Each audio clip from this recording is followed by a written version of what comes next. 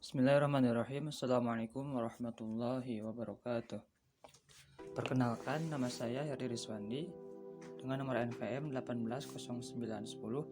180910210073. Di sini saya akan mempresentasikan salah satu tugas mata kuliah Qawaidul Imla tentang tata cara penulisan hamzah.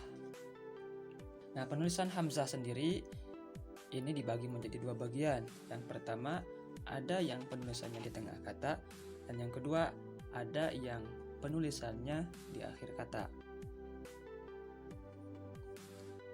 Nah, yang pertama, penulisan hamzah di tengah kata terbagi menjadi 4 bagian, yaitu ada yang di atas nabroh ya, ditulis di atas wawu, ditulis dengan alif, dan juga ditulis dengan sendiri.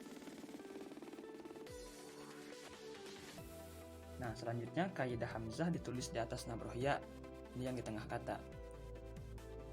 Kaidahnya yaitu hamzah harus berharakat kasroh. Misalnya dalam lafadz afidata dan juga saima. Nah, kita lihat afidata ini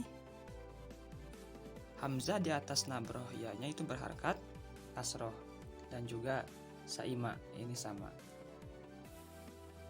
Nah, kaidah yang kedua, hamzah berharakat fathah atau domah dan huruf sebelumnya berharakat kasroh. Misalnya nasyiuna dan syati'uhu. Nah, kita lihat dari lafadz nasyiuna, hamzah berharakat domah di sini. Kalau di sini nasyiuna, dan huruf sebelumnya berharakat kasroh. Kita lihat huruf sebelum hamzah adalah huruf shin. Nah, huruf shin ini adalah yang berharakat kasroh, berarti benar, memenuhi kaidah yang kedua. Kemudian yang contoh kedua pun sama, syati'uhu. Hamzah di atas nabroh ya-nya berharakat domah, dan juga huruf sebelumnya berharakat kasroh. Namun ini hanya yang berharakat domah saja, tidak ada yang berharakat fathahnya. Lalu kaidah yang ketiga,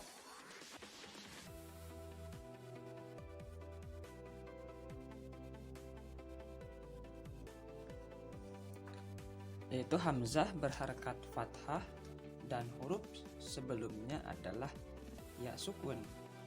Contohnya hayati. Nah, dalam lafadz hayati ini hamzah berharakat fathah, benar, dan juga huruf sebelumnya adalah ya sukun, benar juga.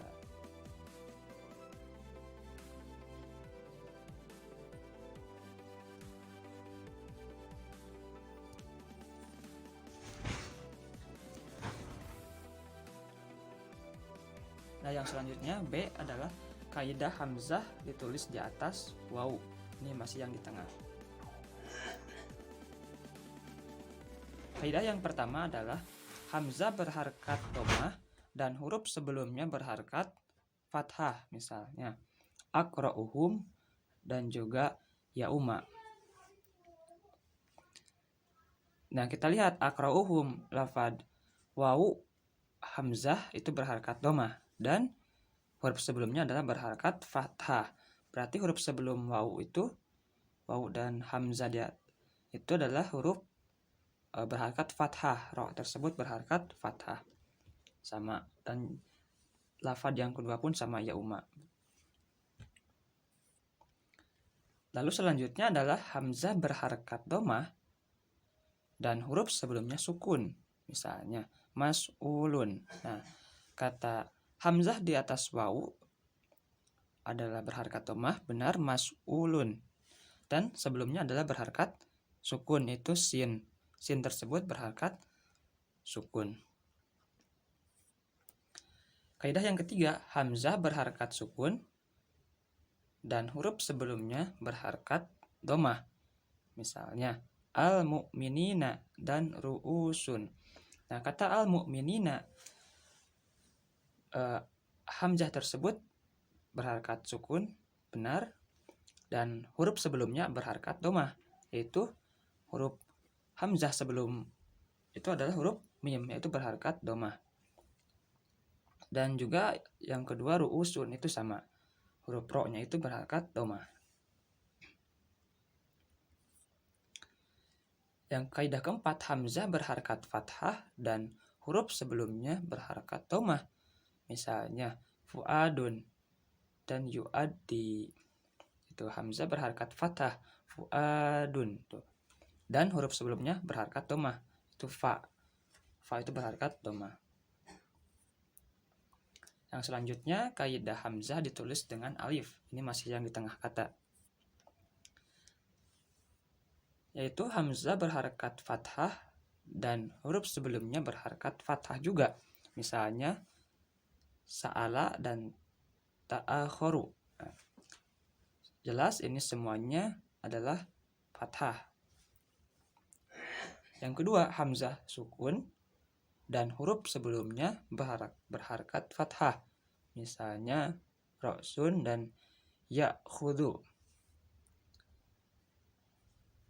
Yang ketiga, hamzah berharkat fathah dan huruf sebelumnya sukun selain ya. Misalnya mas'alatun, mar'atun. Jadi ini selain ya.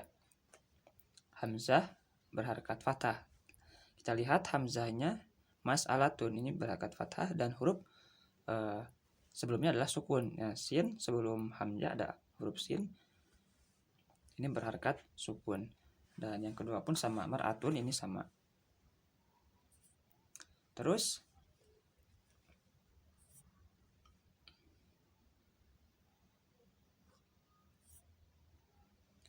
yang keempat, yang D, kaidah hamzah ditulis sendiri. Ini masih yang di tengah juga. Yaitu hamzah berharkat fathah dan terletak setelah alif atau waw yang disukun. Misalnya tasa'ala muru'atun. Kita lihat hamzahnya berharkat fathah, muru'atun. Nah, hamzah itu berharkat fathah dan setelah alif atau waw yang disukun. Nah, ini setelah waw yang disukunnya. Contohnya bisa dilihat tasa'ala dan muru'atun. Nah, yang kedua, tadi yang pertama sudah beres penulisan kata yang di tengah. Yang kedua adalah penulisan hamzah di akhir kata. Sama juga di sini penulisan hamzah di akhir kata pun terbagi menjadi 4 bagian. Langsung saja kita ke kaidahnya. Yang pertama di atas nabroh ya. Itu hamzah didahului oleh huruf berharkat kasroh sebelumnya. Kita lihat hamzah didahului oleh huruf berharkat kasroh sebelumnya. Syati'uhu. Nah, berarti benar huruf to di sini berharkat kasroh. Berarti sebelum hamzah ada huruf to berharkat kasroh. Yang kedua di atas nabroh waw. Jika hamzah didahului oleh harkat domah sebelumnya, misalnya takafu'u, jelas. Waw di sini berharkat domah dan juga fa sebelum waw itu berharkat domah juga. Yang selanjutnya penulisan ditulis dengan alif. Nah, jika hamzah didahului oleh huruf yang berharkat fathah, misalnya qara'a dan juga bada'a. Nah, ini fathah semuanya. Al-hamzah fathah, ra fathah dan juga qaf fathah juga. Bada'a pun sama fathah. Jadi sebelum hamzah adalah berharkat fathah. Nah, yang keempat, yang terakhir ditulis tersendiri. Yaitu jika hamzah didahului oleh huruf yang berharkat sukun. Al-mar'u dan juga zuj'un. Nah, al-mar'u jelas hamzahnya berharkat domah dan juga huruf sebelumnya didahului berharakat sukun. Berarti sebelum hamzah ada huruf ro. Ro tersebut adalah huruf berharakat sukun. Juz'un pun sama huruf zai itu berharakat sukun. Nah, kaidah yang kedua, jika huruf sebelum hamzah berupa huruf ilat. Nah, huruf ilat itu kan ada 3, yaitu alif, waw, dan ya. Misalkan syai'un, wudu'un. Nah, syai'un, huruf sebelum hamzah adalah huruf ilat. Berarti benar, huruf ya sebelum hamzah adalah huruf ilat dan berharkat sukun juga. Dan lafaz wudu'un sama itu berharkat, alifnya berharkat sukun, yang berharkat domah, maaf. Dan juga huruf yang mengikuti sebelumnya adalah huruf ilat, waw, wudu'un.